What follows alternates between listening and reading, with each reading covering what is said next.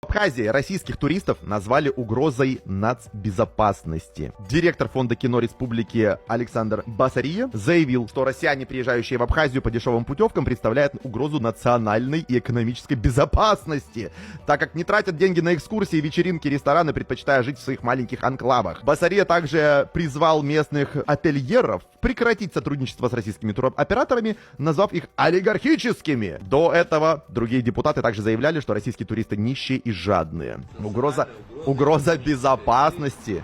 Видим по факту.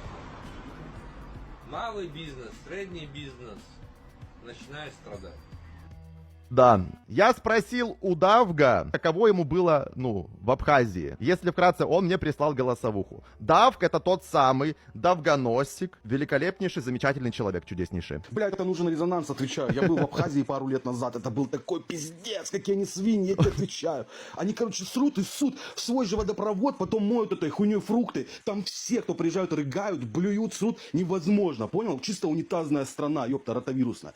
Я приехал в Абхазию, в Сочи, перешел границу пешком, сел к старому деду в такси, блядь. Ну как к старому деду, блядь, ну уже такого приличного возраста мужик. Он, короче, поехал нахуй, прикинь, остановился у первого магаза и ужалился по вене, блядь, прикинь, и повез нас на залипухе по серпантину вдоль обрыва. Он закрывал глаза вот так, и как говорит, торж, блядь, не мог даже газ нажать. Его залипало, пиздец, он как будто овердознулся. Он, короче, Герычем залился, я ему как бы по уху отвечаю, говорю, он собирался нас убить, меня и мою жену.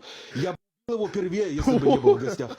Я ему как у по башке, блядь. Ну я не говорю же, потому что, блядь, в чужой стране был. Ну я говорю, стой, бля, мразь. Мы выскочили прямо на дороге, ёптать, пешком шли до Сухума. Ебать, там в стране у них вообще нет дорог, нет тротуаров, нихуя. На набережной только цыгане.